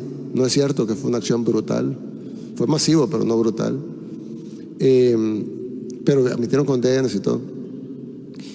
Y fue clave eso, fue clave tener la unión de todos los sectores del país en decir, tenemos que hacer esto, porque nadie nos va a arreglar nuestros problemas. La gente puede colaborar, pero que van a arreglar nuestros problemas solo lo vamos a arreglar nosotros. Y requería toda esa unión de factores. Incluso qué hubiera pasado si hubiéramos llevado los primeros 1,000 pandilleros arrestados y los hubieran dejado libres a los 3 días. Ya nuevo la policía dice, yo no voy a arrestar a nadie. Es decir, tener el apoyo completo de la sociedad fue clave para poder solventar el problema. Y ahora, visto hacia atrás, Creo que, como le decimos a todos los países, independientemente de las realidades de cada país, que son distintas y cada plan pues debe ser ad hoc a su realidad, debe de contar con un apoyo consensuado de todos los sectores, porque si no va a entrar por aquí y va a salir por allá, ¿verdad? Tiene que tener el apoyo hasta de los que manejan las prisiones, porque si no de ahí mismo van a controlar el crimen. Es decir, tiene que ser una cosa totalmente integral. La senadora por la provincia de Santa Fe, que es cuya principal ciudad también es Rosario, quiere hacerle una pregunta. Buenas tardes, presidente. Gracias, presidente. La verdad que, bueno, como bien le decía la presidenta del Senado, Victoria Villarroel, yo soy de la provincia de Santa Fe, ciudad de Rosario, que tenemos un problema muy grave con el narcotráfico. Nosotros llegamos incluso a quintuplicar la tasa de homicidios de la media nacional. Afortunadamente, con el cambio de gobierno a nivel nacional y provincial y el trabajo en conjunto, la situación de los homicidios bajó sustancialmente. Me sentía muy identificada cuando recién usted decía que mataban a gente inocente, iban por la calle y mataban a un inocente para llamar la atención. Nosotros sufrimos exactamente lo mismo. Estuve charlando mucho con su ministro de Seguridad y Justicia respecto de lo que ustedes trabajaron, pero me gustaría hacerle una pregunta que tiene que ver con el territorio, ¿no? Con el tema del manejo del territorio y en específico de los jóvenes. Un problema que nosotros tenemos es que muchas veces los jóvenes tienen viviendo en el mismo barrio a un narcotraficante que tiene la mejor casa, los mejores autos, las mejores zapatillas, mejor teléfono. Y para conseguir eso, trabajando honestamente, muchas veces les lleva demasiado tiempo y parece muy tentador. ¿Cómo hicieron para atraerlos hacia a lo que corresponde? Gracias. Sí, gracias. La verdad es que la mayoría de estudiosos sobre el tema dicen que el gobierno debe de llegar con opciones. Dicen que el gobierno debe llegar con opciones de cultura, educación, salud, oportunidades de empleo. Nosotros, desde que estábamos en la alcaldía de la capital, que era, digamos, uno de los lugares más peligrosos, trabajamos en eso con la juventud. Pero nos dimos cuenta que realmente el diagnóstico está un poco errado. Porque si bien es cierto, y nosotros lo aceptamos, y yo le he dicho esto públicamente, que el problema de El Salvador principalmente devino de las injusticias de la sociedad. Es decir, la mayoría de estos jóvenes se convirtieron en criminales porque la sociedad fue injusta con ellos. Muchos jóvenes no tenían familia, otros fueron reclutados a la fuerza en su momento, otros no tenían algo más que ver en su vida, solo que veían era eso, era el pandillero tiene más dinero, tiene vehículo, tiene, decir todo, ¿no? Dinero, la pasa bien, se viste bien, tiene novias, yo no conozco a nadie, etc. Pero el llegar del gobierno con escasos recursos, hacer un taller de artesanía, y pues sí, llegaban algunos jóvenes, pero o a dar clases de inglés o a hacer algo incluso más cool, de breakdance o algo, pero, y estaba bien, ¿no? No es que eso esté mal, pero el problema es que cuando el gobierno debió haber dado, en todo caso, a la familia, a la sociedad, digamos, no el gobierno, la sociedad, incluyendo el gobierno, debió haberle dado oportunidades en ese entonces, cuando el muchacho tenía 8 años, 6 años y podía cambiar. Pero ya el otro, el que vive enfrente, que tiene la casa grande con los vehículos y todo, él no va a cambiar. Y no va a cambiar por 2 razones. La primera razón es porque ya él es malévolo, pues ya es una persona mala. Se hizo mala por 200 razones, pero ahora ya es malo. Y la otra razón es porque no hay un incentivo realmente para cambiar. No hay forma que el gobierno le ofrezca algo más que lo que está haciendo con el crimen. ¿Qué le vamos a dar? Un empleo de salario mínimo, el doble del salario mínimo, el triple del salario mínimo. Para empezar, el gobierno no es para eso. Y en todo caso que lo hiciéramos, si gana lo que quiere con el crimen. Yo le decía una vez, le decía a una multilateral, ellos me dijeron, textualmente me dijeron, tú sabes que no puedes acabar con el crimen de un solo. Yo le dije, ¿por qué? Y me dijeron, no por la capacidad técnica de acabarlo, sino por el golpe en la economía. Y pero ¿cuál golpe en la economía? Bueno, ¿cuántos pandilleros tienen? Y el 70,000. Son 70,000 empleos. Porque esa gente que gana dinero de manera ilícita está mal, pero luego ese dinero va al hogar y luego el hogar lo gasta de manera lícita. Ese hogar compra pañales para los bebés, comida para los niños, paga alquiler, luz eléctrica, teléfono, cable, internet, ropa, bebida, cerveza, la motocicleta, gasolina, saldo de celular, etcétera. Toda esa economía se va a caer de un solo y no va a haber una economía paralela, legal, que lo reemplace a la misma velocidad. Entonces hay que acabar, me dijo él en ese tiempo, con el crimen poco a poco, para que la economía poco a poco vaya compensando la economía criminal. Ese tipo de teorías que suenan bien para los intelectuales no aplican a la realidad. La realidad es que el crimen es crimen, punto. Y si uno lo permite, siempre van a ganar ellos en la guerra de los incentivos. Porque si viene alguien, un joven, y dice, bueno, yo no tengo muchas oportunidades, voy a vender tomates en el mercado. Vender tomates en el mercado debe ser duro. Para empezar, no es algo divertido, no es algo de lo que me siento orgulloso. Tengo que ir, cargar los tomates en el sol, llevar, venderlos, estar en un lugar tal vez no en las mejores condiciones. Vender los tomates, se me van a arruinar, el producto ni siquiera es mío, tal vez lo tengo en consignación, si me arruinan me los cobran. Al final logro vender y me logro ganar $5. Y luego voy camino a la casa, llega el pandillero y me dice, a ver mis $5. Entonces el incentivo está sobre el joven para ser pandillero y colectar los $5 y no ir a vender tomates para tal vez ganar $5 para dárselos al pandillero. Entonces nunca se va a ganar la guerra de incentivos. Entonces nosotros entendimos a la fuerza y con golpes, que la única forma era ir tras el pandillero y arrestarlo, no para castigarlo, sino para sacarlo de la sociedad. Él tiene que estar fuera de la ecuación, él no puede llegar a cobrar. Entonces el joven ya ahora piensa en sus nuevos incentivos y dice, bueno, ¿qué hago? ¿Me hago pandillero para que me lleven a prisión? ¿O mejor me pongo a trabajar y gano dinero que ahora nadie me va a quitar? Entonces ahora ya puede conseguir novia además, porque ya la novia ya no es con el pandillero. El punto es de que ya los incentivos de la sociedad están hechos correctos. Y yo le decía a la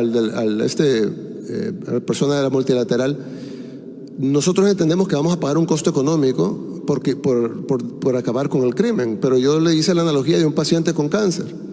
Si a mí me dice, mira, usted tiene un cáncer grande, con metástasis y todo, pero es curable, pero necesitamos hacer varias cirugías, quimioterapia, radioterapia, inmunoterapia, y después usted va a salir mal, bien desmejorado, pero sano.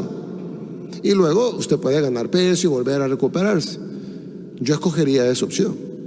Yo me someto a la cirugía, me someto a la quimioterapia, me someto a la radioterapia, me someto a la inmunoterapia, quedo mal, pero me recupero. A diferencia de decir, no, yo me voy a quedar así, yo me siento bien, no me siento tan mal, pero bueno, luego el cáncer me va a terminar llevando. Entonces nosotros aceptamos pagar el costo económico y nosotros calculábamos, no en la parte financiera, sino desde el gabinete de seguridad, que íbamos a tener un costo de un 10% del PIB. ¿Sí? Iba a caer nuestro PIB 10% para acabar con la delincuencia. Nuestro PIB no cayó 10%, subió 3.5%.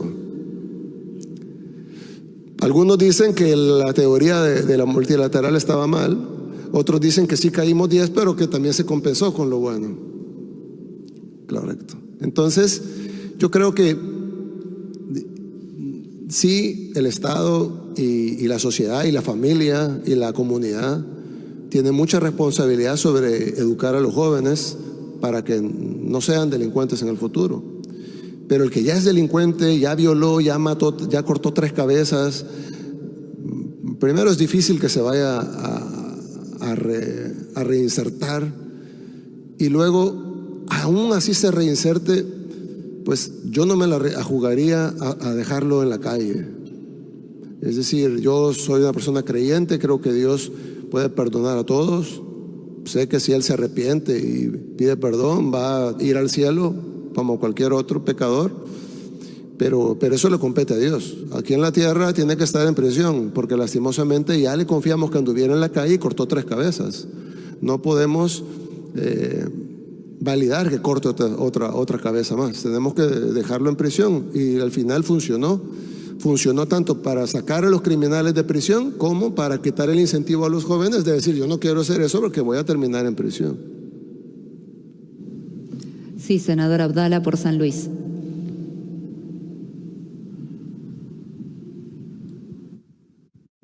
Gracias, presidente. Por cierto, me sumo a todos los saludos de bienvenida a nuestra querida Argentina. Y es muy simple conocer, tanto en las pandillas, si los ciudadanos eran del Salvador o tenían de origen extranjero, ya sean sus jefes o los soldaditos. Las pandillas iniciaron en Estados Unidos, pero lo que sucedió fue así. En los 80s tuvimos una guerra civil muy sangrienta entre un grupo guerrillero y el gobierno, básicamente un reflejo del conflicto este-oeste que había en el mundo. Y esa guerra que pues devastó El Salvador hizo que emigrara un gran sector de la población. Esa gente emigró, y obviamente la mayoría de inmigrantes van sin nada, y entonces se van a vivir a guetos, una especie de guetos en los Estados Unidos. Ahí en esos guetos, en ese tiempo, dominaban las mafias, las pandillas mexicanas. Ellos dominaban el territorio, y pues las pandillas, los salvadoreños tenían que ir a solicitar a la mafia mexicana si podían también vender droga y pues hacer los mismos negocios, digamos, que hacía la mafia mexicana. Obviamente hubo pleitos naturales que hay entre distintos grupos sociales, y los salvadoreños decidieron formar su propia pandilla. Luego ellos, de formar su propia pandilla, se pelearon entre ellos y se formaron 2 pandillas salvadoreñas, que es la Barrio 18, que es porque ellos controlaban la calle 18, y la Mara Salvatrucha, que en Estados Unidos es conocida como MS-13, porque ellos controlaban la calle 13, ¿verdad? Correcto. Controlaban la calle 13. Entonces de la 18 para allá vendes tú, y de la 13 para allá vendo yo, y los mexicanos en el otro lado. La pandilla empezó a crecer como una pandilla principalmente de salvadoreños, aunque se unieron de otros países, en Estados Unidos. En El Salvador no teníamos pandilleros, nosotros no sabíamos que era un pandillero. En los 90s el presidente Clinton inició un plan de deportación de delincuentes, lo cual tienen su derecho de deportarlos, por supuesto, de quien quiere tener delincuentes en su país, pero no le avisaron al gobierno salvadoreño: aquí le enviamos estos delincuentes para que ustedes los metan a prisión, sino que solo los subieron en aviones y los mandaron para El Salvador. Entonces en El Salvador empezaron a llegar estos muchachos que, digamos, se vestían digamos, un poco distinto, que se pudiera confundir con un rapero, pues no necesariamente tiene que ser un delincuente, era la moda en los 90s. Entonces pues llegaban a las comunidades con ropa extrovertida, hablando inglés, con zapatos caros, etcétera, y entonces pues los jóvenes los veían como dioses, ¿no? Y entonces se empezaron a formar las pandillas en El Salvador. Cuando en El Salvador se empezó a ver el fenómeno, yo era un niño pues, pero lo recuerdo bien, cuando se empezó a ver el fenómeno de las pandillas, se empezó a ver más como un fenómeno como interesante, como miren, se están formando pandillas como las de Estados Unidos aquí en El Salvador. Tenían pleitos entre ellos, pero no terminaba en gran cosa. Sí, habían algunos asaltos y algo, pero se veía como algo pequeñito, pues como una pandilla juvenil ahí haciendo sus travesuras. En ese momento, justo a la par, será coincidencia o diseño, depende si queremos pensar en conspiración o simplemente las casualidades de la vida, empiezan a promoverse en Latinoamérica las leyes del menor infractor.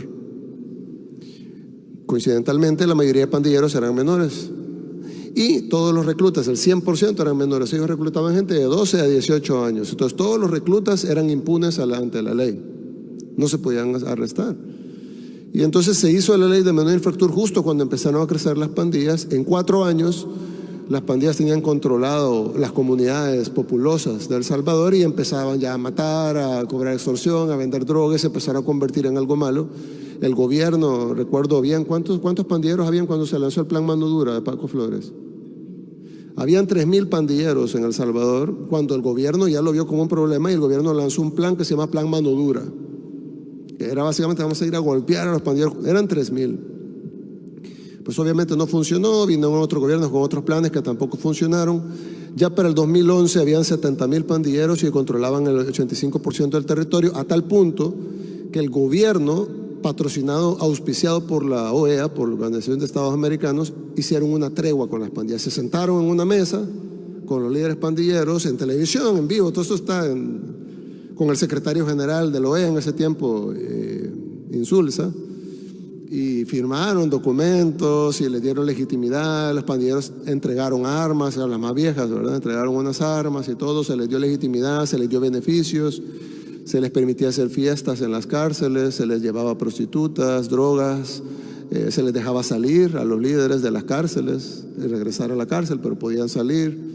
Y se hicieron unos acuerdos, se bajaron un poco los homicidios durante el tiempo de la tregua, pero a cambio de que controlaran todo. Empezaron a pedir más extorsión, la gente tenía que empezar a pagar más y las pandillas ahí efectivamente tomaron el control del país.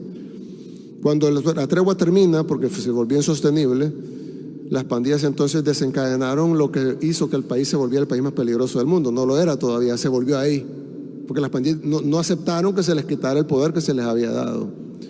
Y pues desencadenaron esa guerra que terminó con nuestra contraofensiva hacia ellos.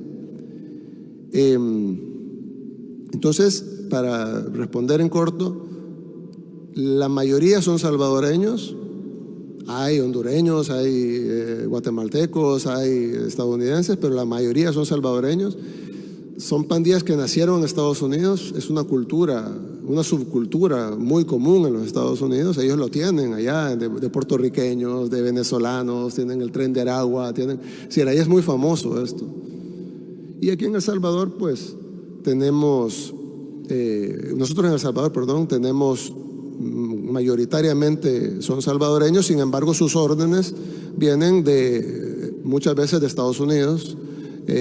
Hay liderazgo, hay tres liderazgos: el liderazgo de los Estados Unidos, el liderazgo de la cárcel y el liderazgo de la calle. Entonces, la mayoría son salvadoreños, pero es un fenómeno de una subcultura estadounidense que se ha expandido fuertemente en casi todo el mundo. Es decir, lo vemos en Ecuador, tenemos Latin Kings, es decir, es común. Y siempre, casi siempre, o bueno, siempre, terminan en narcotráfico.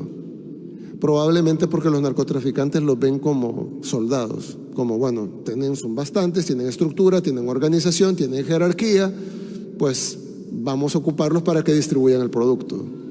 Y entonces se vuelven narcotraficantes y terminan controlando. Las pandillas en El Salvador controlaban el 100% del narcomenudeo. Entonces ya se vuelven un brazo del narcotráfico, y el narcotráfico les permite acceso a dinero, acceso a armas, acceso a información, acceso a inteligencia, la posibilidad de atacar al gobierno con golpes más fuertes de lo que ellos pudieran hacer por sí mismos. Entonces, en nuestro caso, son salvadoreños, pero el fenómeno viene de una subcultura de Estados Unidos que se ha desplegado por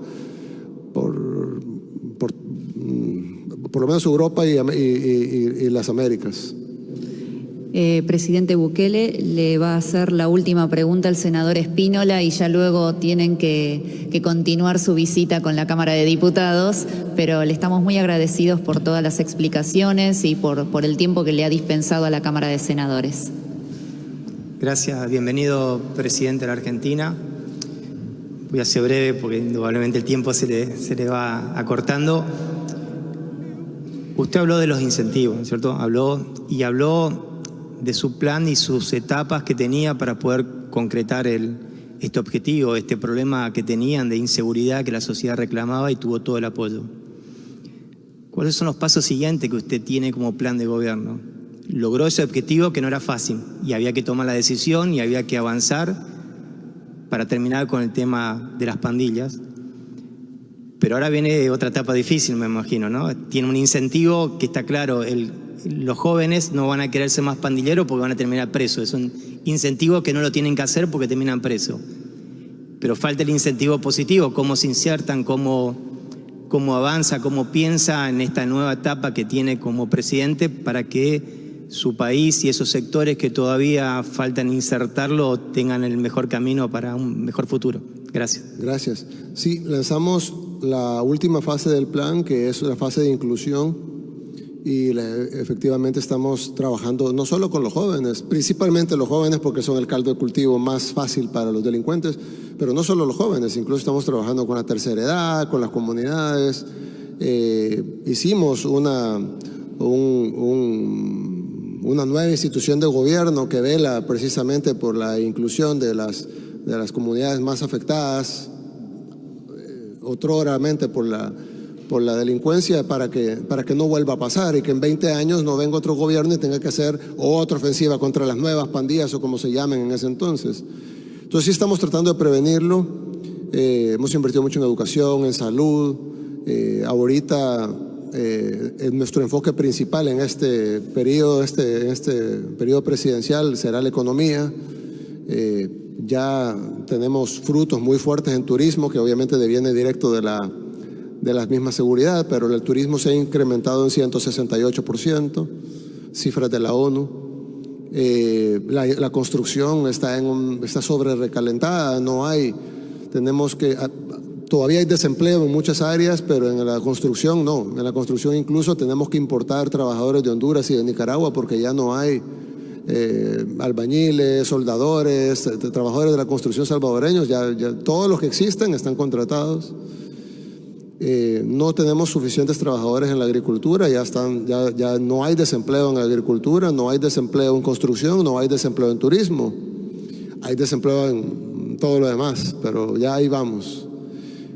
Por supuesto, para ver el cambio económico hay que, como yo digo, esto es como los intereses compuestos, es decir, al principio no se ve porque es 1, 2, 4, 8, 16, 32, 64, pero ya cuando va 5,000, 10,000, 20,000, 40,000, 80,000, más o menos se ve, y ya cuando va medio millón, 1 millón, 2 millones, 4 millones, ya se ve más, y ya cuando va 10 millones, 20 millones, 40, ahí es donde se empieza a ver realmente el cambio de la economía. Y la economía pues trae todo lo demás, o trae, digamos, recursos para poder hacer mejores escuelas, mejores hospitales, mejor infraestructura pública que a la vez es productiva, porque pues una cosa es esa energía con la otra. Una calle sirve para ir a la escuela, sirve para ir a la playa, pero también sirve para ir al trabajo, ¿no? Entonces, ir reconstruyendo nuestro país, quitando las burocracias innecesarias, reduciendo la grasa del Estado, pero potenciando la inversión pública, tratando de dejar de gastar menos e invertir más.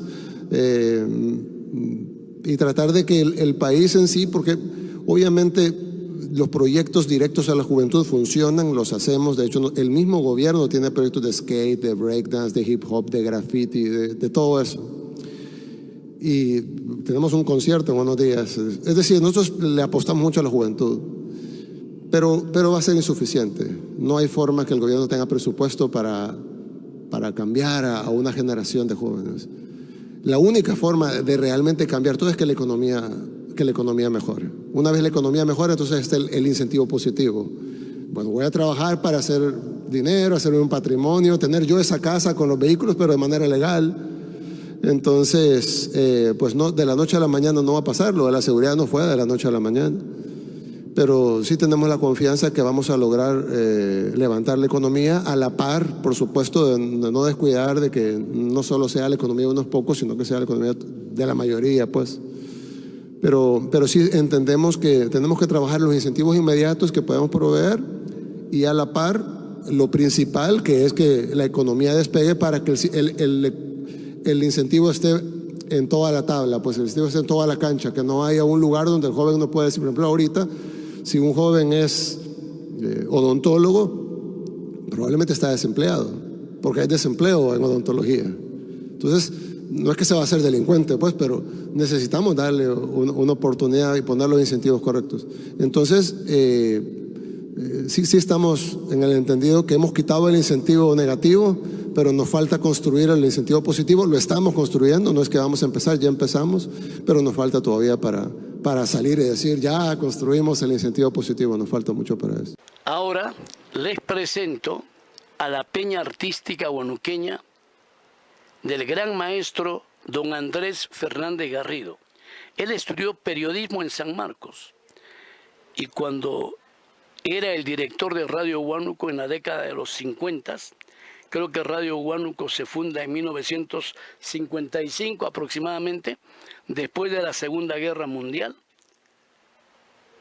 Él era locutor y periodista, pero hablaba muy bien. Nos enseñaba las clases de dibujo, de música y de artes plásticas. Tenía unas piezas oratorias muy bonitas. Yo lo iba a ver cuando hacía su radioperiódico en las noches en Radio Huánuco, en los altos de la Municipalidad Provincial de Huánuco, donde ahora queda la biblioteca y hay otras oficinas. Allí quedaba Radio Huánuco. Y donde está toda la biblioteca era el salón auditorio.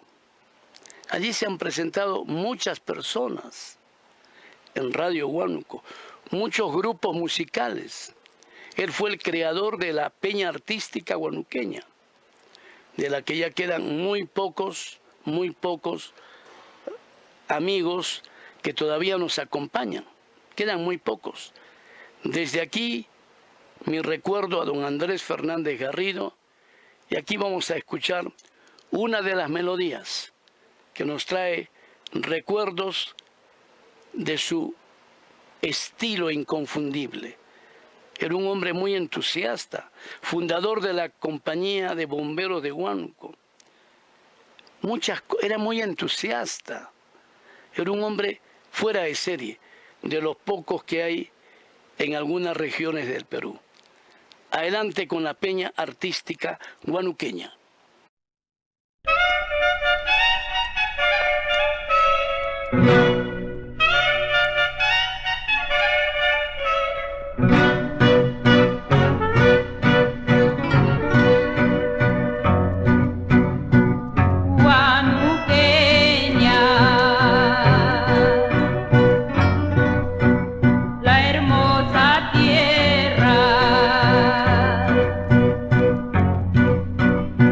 Que un día nacer me vio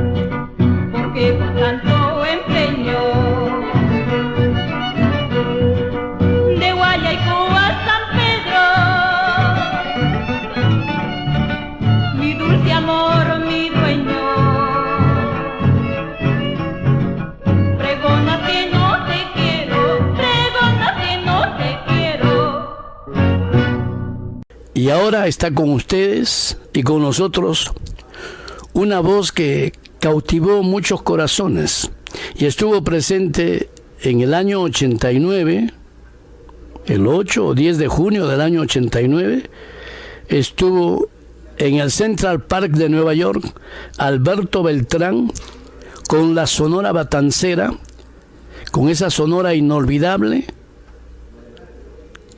y cantando las canciones con las que él se hizo famoso en la Sonora Matancera. Alberto Beltrán y la Sonora Matancera en el 65 aniversario en el Central Park de Nueva York. Recuerdo que mi gran amigo, el gran maestro David Odría La Cotera, se fue invitado por la Sonora Matancera. Él estuvo allí como invitado, amigo de Rogelio Martínez, el director de la Sonora Matancera, y por supuesto amigo de la Azúcar, ¿no? La dama cubana que cautivó Estados Unidos, que cautivó México y otros países, la gran Celia Cruz, Alberto Beltrán, otro de sus amigos, Bobby Capó. Bueno, estuvieron todas las celebridades de la Sonora Matancera. Y ahora sí, aquí los dejo con Alberto Beltrán. Adelante. Vamos a ver cómo está tu memoria. ¿Recuerdas alguna de las piezas musicales que te popularizaron en Cuba con la Sonora? Sí, claro. La primera fue Aunque me cueste la vida. Bueno, yo grabé con la Sonora 7 números, todos dominicanos, con arreglos dominicanos y todo. El primero fue Aunque me cueste la vida. Luego Todo me gusta de ti. Te miro a ti. Enamorado. Ignoro tu existencia. Y El negrito del batey.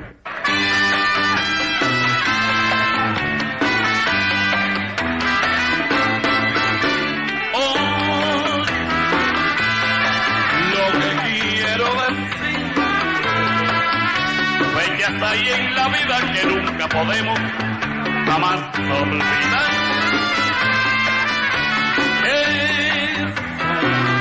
Lo sabes, alma mía, la llevaré prendida en mi ser como ayer. Aquel 19 será el recuerdo que en mí vivirá. Ese día que feliz, tan feliz, lo sabes, alma mía, la llevaré prendida en mi ser como ayer. Sí.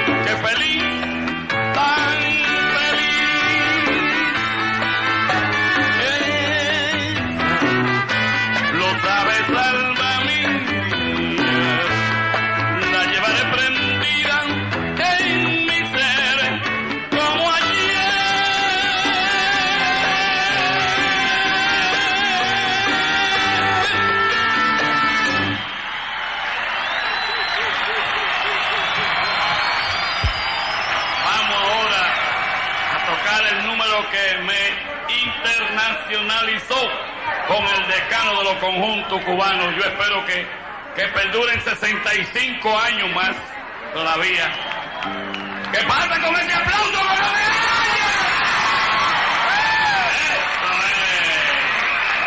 Muy bien, con mucho gusto para todos ustedes, un poquito más lento, Javier. El negrito del batey.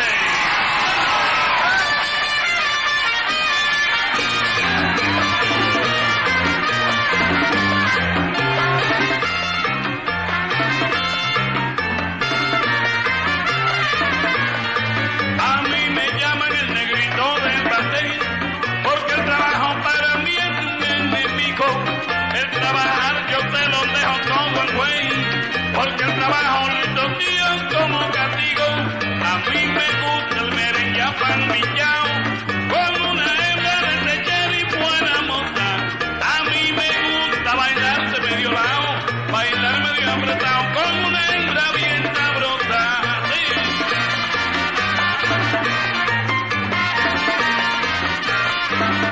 ¡Sabor! ¡Dominicanícense! A mí me llaman el negrito del batey, porque el trabajo para mí es un enemigo. El trabajar yo te lo dejo como el güey, porque el trabajo nuestros días como castigo. A mí me gusta el merengue apambillao, con una hebra de leche y buena moza. A mí me gusta bailar de medio lado, bailar medio apretado, con una hebra bien sabrosa.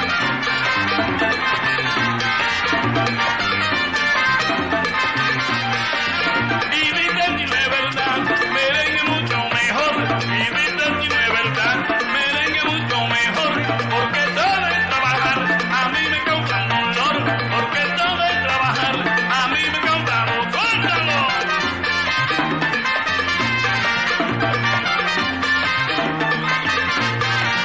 Mucho trabajé, voy manso, pero nunca me detengue. Mucho trabajé, voy manso, pero nunca me detengue. Yo con una negra buena, bailar el buen merengue. Yo con una negra buena, bailar el suelo para allá.